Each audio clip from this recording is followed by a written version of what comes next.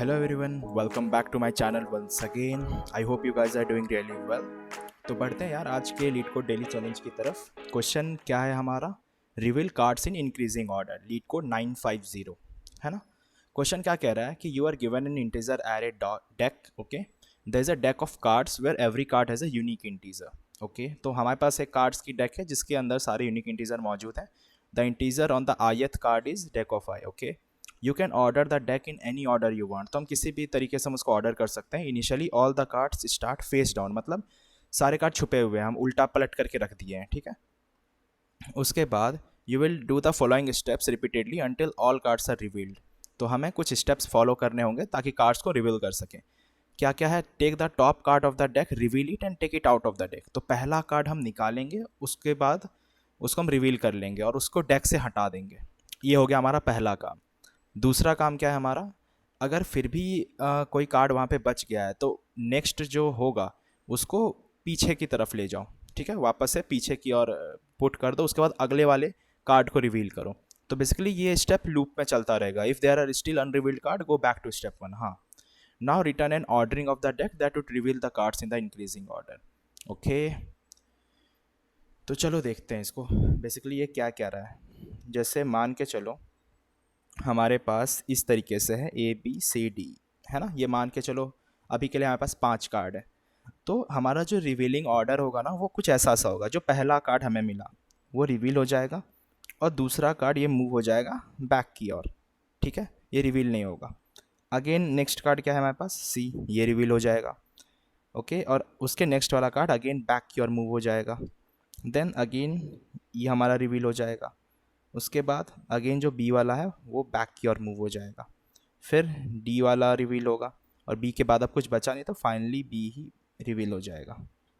तो ये हमारा रिजल्टेंट आउटपुट होगा और इस तरीके से चीज़ें चल रही होंगी। आई होप थोड़ा आइडिया लग गया होगा, है ना, कि किस तरीके से हम यहाँ पे चीज़ों को परफॉर्म कर रहे होंगे। तो इनका एक टेस्ट केस लेते हैं, ठीक है। तो इनका जो डेक है वो है हमारे पास 17, 13, 11, 2, 3, 5, 7। और इनका आउटपुट जो है मान के चलो हम आंसर लिख लेते हैं। आंसर हमारे पास 2, 13, 3, 11, 5, 17 और 7, ओके। तो अब अगर हम यहाँ पे देखें, यहाँ पे हम क्या कर रहे हैं, दो चीज़ें कर रहे हैं कि हमारे डेटा स्ट्रक्चर में होगा ना, क्या होगा कि एक पहले तो फ्रंट एलिमेंट को हम ग्रैब करेंगे, उसके बाद जो अगले वाला एलिमेंट होगा उसको हम एंड में पुश कर देंगे, है ना। अब इससे आप लोगों को क्या लग रहा है कौन सा डेटा स्ट्रक्चर यूज़ होगा यहाँ पे? कि हम यहाँ पे फ्रंट एलिमेंट को निकाल रहे हैं और उसको डेस्क से रिमूव कर देंगे, है ना, और नेक्स्ट वाला एलिमेंट वापस बैक में इंसर्ट हो जाएगा। तो ये जो इंसर्टिंग जो होता है एलिमेंट बैक में, इससे हमें एक आइडिया तो लग रहा है कि ये शायद हम क्यू जैसी चीज़ का इस्तेमाल कर सकते हैं, है ना। क्यू इसको बहुत एफिशिएंटली इम्प्लीमेंट कर सकता है। तो अब इसको थोड़ा हम देखते हैं इस तरीके से कि सपोज़ ये हमारा आंसर है रे, ओके। तो हम इनके ऊपर ही ये ऑपरेशन परफॉर्म करके देखते हैं, ठीक है। 11, 5, 17, 7 क्यों कर रहे हैं हम वो बाद में समझेंगे, पहले तो परफॉर्म करते हैं। कि अगर हम देखें तो हमारा आंसर कैसा होगा? तो पहले तो 2 यहाँ पे आ गया, है ना। 13 फिर अगेन यहाँ पे बैक में मूव हो गया। अगला आंसर में क्या आएगा? 3 आएगा। अगेन हम 11 को यहाँ पे मूव कर लेंगे। फिर अगला 5 यहाँ पे आएगा। 17 अगेन यहाँ पे बैक में मूव हो गया। देन 7 आएगा, ओके। उसके बाद जब 7 आ गया तो 13 वापस से हमारा इधर बैक में मूव होगा, है ना। एक अल्टरनेट करके चलेगा, एक आएगा एक पीछे चला जाएगा। देन 11 यहाँ पे इम्प्लीमेंट हुआ। उसके बाद क्या होगा? 17 जो है वापस से 13 के पीछे चला गया। फिर 13 यहाँ पे आ गया और फाइनली 17 बैक मूव होकर के एक बार फिर से वो अकेला एलिमेंट था तो वापस आ गया। तो हमें कुछ ऐसा सा एरे मिला, एरे या आउटपुट समझ लो। अब इसको देख के क्या लग रहा है, जो हमारा आंसर एरे है यहाँ पे क्या चीज़ हो रहा है? तो वो एलिमेंट क्या हमें सॉर्टेड ऑर्डर में सारी चीज़ें नहीं दिख रही है ना। दिख तो रही है हमें कि यार ये तो सॉर्टेड ऑर्डर लग रहा है यार पूरा हमारा। तो क्या हम इसको इस तरीके से कर सकते हैं कि जब भी मतलब अगर ये सारे जो इनने स्टेप्स पता हैं ये अगर हम अप्लाई करें और हमें हमारा जो क्वेश्चन है वो सॉर्टेड ऑर्डर में मिल गया तो हम उसे रिटर्न करा देंगे, है ना। तो हम कह देंगे कि हाँ यार हमें हमारा ऑर्डर सही है। तो हम कह सकते हैं ये चीज़, है ना। लेकिन यहाँ पे प्रॉब्लम क्या है कि हम ये चीज़ आंसर पे अप्लाई कर रहे हैं, है ना। तो यहाँ पे हमने क्या आइडिया देखा कि क्यू का यूज़ तो हम कर रहे होंगे, है ना, चीज़ें ये बैक में पुश कर रहे होंगे, वो सब चीज़ें तो कर सकते हैं। लेकिन ये ऑपरेशन हम आंसर में अप्लाई कर रहे हैं, हम इसको क्वेश्चन पे अप्लाई नहीं कर रहे हैं कि आंसर निकालें।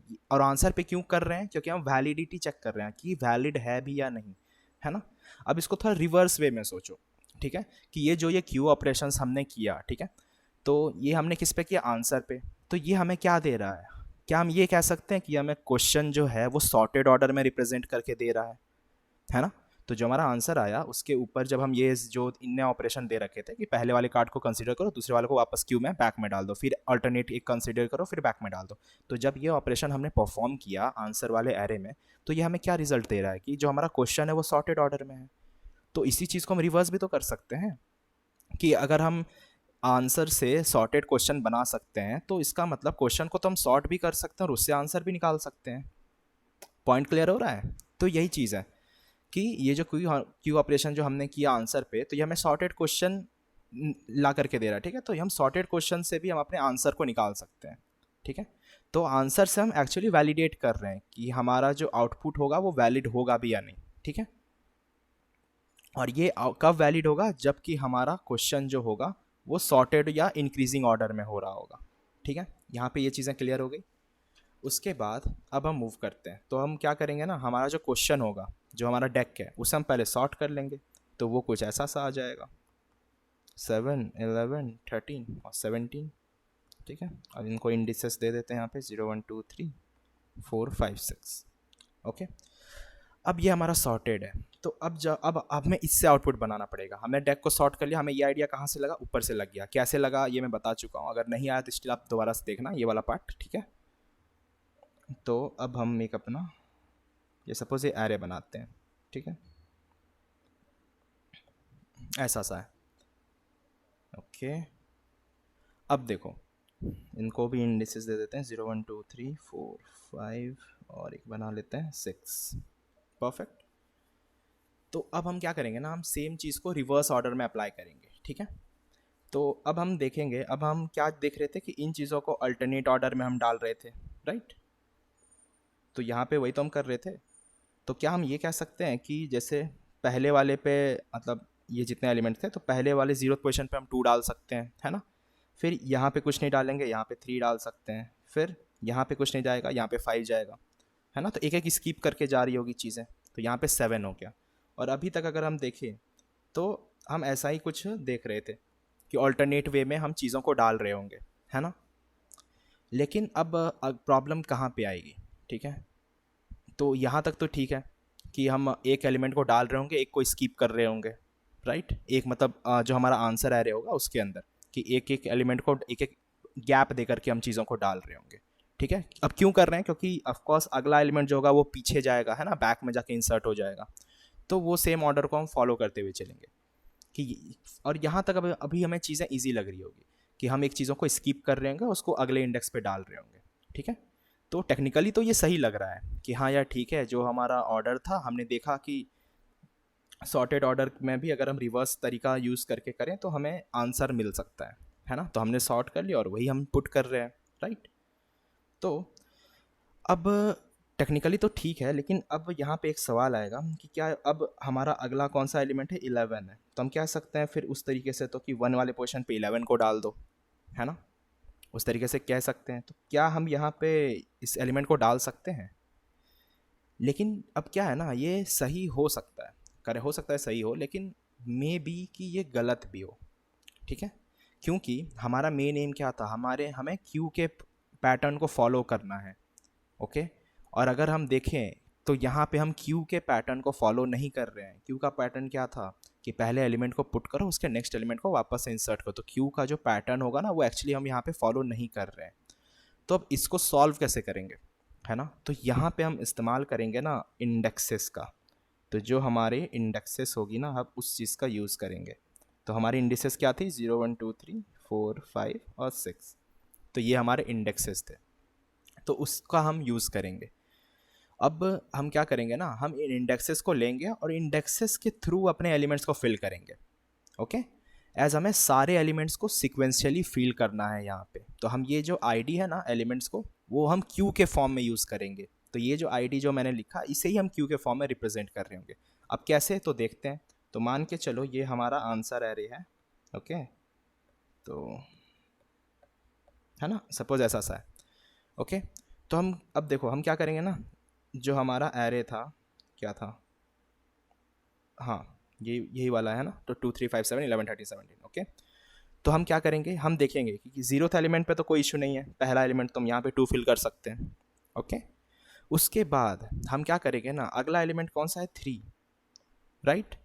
तो हम 3 को ना वो इंडेक्स 1 पे पुट नहीं करेंगे।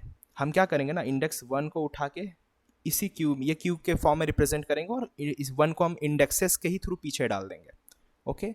उसके बाद अगला एलिमेंट जो होगा हमारा 3, वो कहाँ पे आएगा, इंडेक्स नंबर 2 पे आ जाएगा, ठीक है। हाँ सॉरी, तो यहाँ पे भी हमें इंडेक्स मार करके रखना पड़ेगा, वरना फिर हम इधर ही गड़बड़ कर देंगे।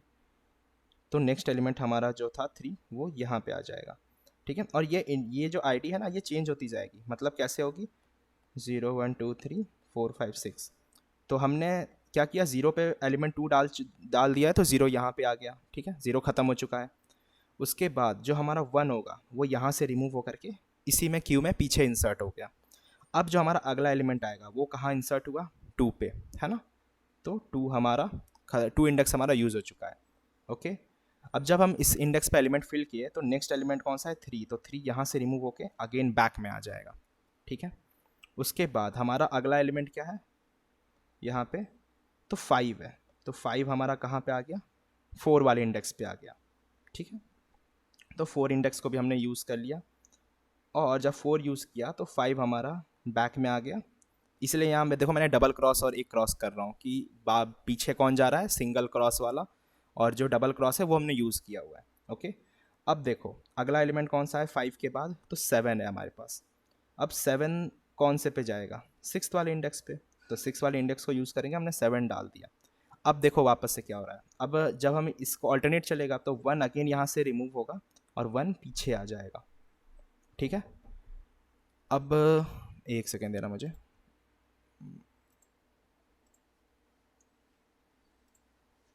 ओके। तो यहाँ पे देखो, अब जब हमारा 1 यहाँ पे वापस से पीछे आ चुका है, तो हमारा अब नेक्स्ट एलिमेंट क्या होगा, यहाँ पे देखें तो 11 है ना। और 11 अब कहाँ पुट होगा, 3 वाले इंडेक्स पे। तो 3 कहाँ है, तो यहाँ पे हम देखो 11 डाल दिए हैं, और ये ख़त्म हो गया। उसके बाद नेक्स्ट क्या होगा, 5 एलिमेंट यहाँ से हट के वापस पीछे जाएगा, और हमारा आगे आ गया 1 वाला इंडेक्स। अब अगर नेक्स्ट एलिमेंट कौन सा है, 13। तो 13 हमारा 1 वाले इंडेक्स पे चला जाएगा। उसके बाद फाइनली एक एलिमेंट हमारा बचा होगा 17, तो वो यहाँ पे आ जाएगा। और देखें तो क्या ये हमारा आउटपुट एरे नहीं है, अगर हम यहाँ पे देखें तो यही तो आउटपुट आ रहा है ना, 2 13 3 11 5 17 7, है ना। और यही हमारा आंसर एरे है। तो आई होप ये वाला पार्ट क्लियर होगा, है ना, किस तरीके से हम चीज़ों को कर रहे हैं। तो हम इंडेक्सेस को एज अ क्यू ट्रीट कर रहे हैं, ओके। और उसी के थ्रू हम अपने एरे को फिलअप कर रहे हैं। हमने क्या क्या किया, पहले तो हमने सॉर्टेड देखा कि अगर हम इस चीज़ को हम जब इसके स्टेप्स को फॉलो किए, अपने आंसर वाले चीज़ों में वैलिडेट किए, तो हमें पता चला कि यार सॉर्टेड आंसर के रूप में आ रहा है ना। तो हमें ये पता चल गया कि क्वेश्चन को हम सॉर्ट करके चीज़ों को परफॉर्म कर सकते हैं। तो हमने क्या किया, उसे सॉर्ट कर लिया। उसके बाद अपने इंडेक्स को ही क्यू की तरह रिप्रेजेंट कर लिया, और उसके अंदर वो ऑपरेशंस कर दिए कि यार ये इंडेक्सेस पे हम क्यू वाले ऑपरेशन करते हैं कि अगर एक एलिमेंट डलेगा और एक एलिमेंट वापस से इंडेक्स जो है पीछे की ओर चला जाएगा, है ना। उसके थ्रू हमें हमारा आंसर मिल गया। तो बढ़ते हैं अपने कोड की तरफ। तो कोड भी सिंपल ही होगा, कोई इसमें बड़ी सी चीज़ नहीं है। तो एक हम लेंथ बना लेते हैं, ओके। उसके बाद एक हम क्यू बना लेते हैं, Q integer Q which is a new length list, okay. और इसके अंदर आइट्रेट कर लो, for I 0 I less than n I plus plus, okay. अब क्यू के अंदर सारे इंडेक्सेस को डालो बस, है ना। तो आई से हमारा सारे इंडेक्स चले गए। उसके बाद हम अपने डेक को सॉर्ट करेंगे, ठीक है। और एक हमने हमारा आंसर एरे बना लिया, न्यू इंट, ये भी सेम साइज़ की होगी, एंड उसके बाद for int I equals to 0, I less than N, I plus plus, है ना। अब आंसर में है ना, क्या करो, क्यू में से पोल करो, ठीक है। एक के लिए हम पोल करेंगे, उसके अंदर क्या डालेंगे एलिमेंट, डेक ऑफ आई, ठीक है। उसके बाद क्यू में ऑफर कर दो क्यू के पोल को, तो ये वापस से पीछे इंसर्ट हो गया, है ना, अगले वाले स्टेप के लिए। और बस फाइनली हमारा काम हो जाएगा और हम यहाँ से रिटर्न कर देंगे आंसर अपना।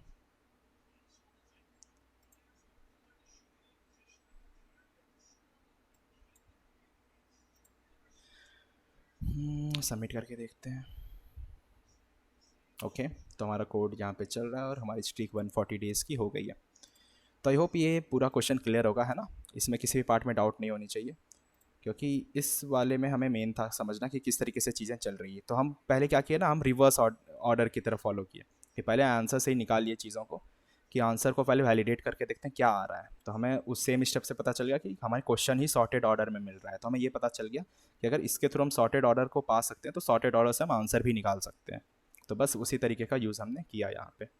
ओके, तो आई होप ये पूरा अप्रोच क्लियर होगा, है ना। स्टिल अगर कोई डाउट बच गई है तो मुझे बताना कहाँ पे किस पार्ट में डाउट है कमेंट के अंदर। बाकी फिर हम मिलते हैं अगली वीडियो, तब तक के लिए keep coding, keep learning, keep exploring, see you guys in the next video and do like share.